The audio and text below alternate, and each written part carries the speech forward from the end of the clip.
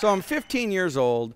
I'm living in the housing projects of North Minneapolis, and I'm trying to figure out how to make money other than how everybody else in my neighborhood was making money. And I decided I'm going to start a painting company, because growing up in detention centers and foster homes, anytime I got in trouble cussing or swearing, as punishment, they'd make me paint. So I had a little experience in how to paint.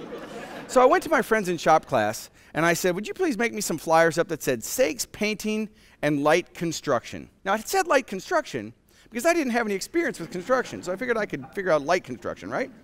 So they made me up some flyers, said Saeks Painting and Light Construction, and I go and I hand them around at grocery store billboards, on car windshields, and I had them all over the neighborhood waiting for that first call. And finally someone called me and said that they'd like me to come out and quote the job. So I'm all excited. And I think, I know, I better get some help. So I go to the local paint store, and I walk up to the paint manager and I said, hey, I just started this new business. I have somebody who'd like me to give them a proposal for the job, but I don't have any experience. And could you please help me? He took a look at me and said, kid, get the heck out of my store. Now, I don't know why he did that. And then I thought about it. I was long hair, army jacket, 9mm. I probably didn't look like the business owner that I was going to be, but I was persistent. And he said, okay, I'll help you. So the first thing he does is he goes over to the shelf and he grabs a quart of paint. And he takes a paintbrush and he starts spackling me with it.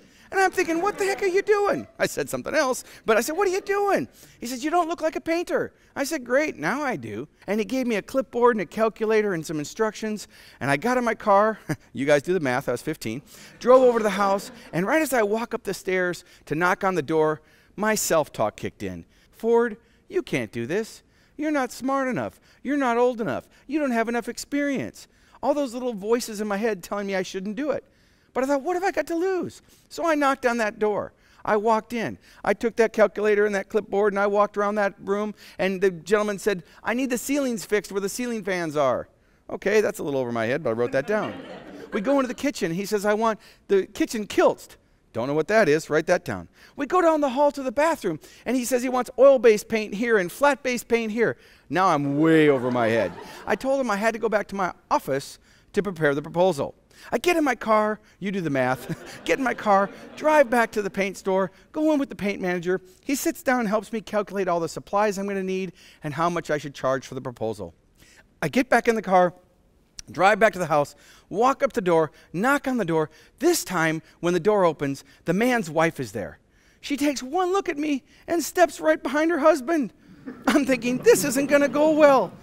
But I said, here's the proposal. It's $1,025. I need 50% up front and 50% on completion of the job. Then the next sentence came. She looked at me and said, do you have any experience?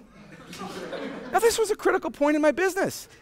I had to decide, do I tell them I repainted the whole north wing of the Hennepin County Detention Center? Or do I tell them what I told them? And what I told them was, if you're not 100% satisfied with the job, you don't have to pay. She said, honey, write him a check. I got that check for $525, which is more money than I made in a couple months. I went and sat in my '66 Chevelle Super Sport with no tags, insurance, or title. And I thought, I'm going to learn how to do this. And I did. That first year, I earned $35,000. And I had 3 crews working for me with their average age around 40 years old. And I learned some very important lessons that year. One of the most important lessons I learned is what happens when you give $35,000 to a kid from the projects. They spend 36, which was a whole other thing about management and cash flow and inventory. All that came later in my other businesses that I've had. And since that time, I've had 17 different businesses. I've invented products, sold millions of dollars worth of products in multiple channels of distribution, from direct sales, internet, and through the internet, through mass merchants and Walmart and big box stores, through specialty chain stores, through franchisees, through a wide variety of channels of distribution, which is what we're going to talk today about, which is how you can grow your business. Because at the end of the day, there's only a couple ways you can grow your business, right? You can get more customers, you can sell to them more often, so increase the frequency of purchase, you can increase the average transaction, or you can reduce your expenses. That's pretty much it. Okay, we can go home now. No, so really, so what we're going to cover today, we're going to cover a lot of different things on how to grow your business, how to increase traffic to your websites, how to monetize social media. We're going to look at the gamut of things that you can do as a business to help you find, attract, and keep your customers.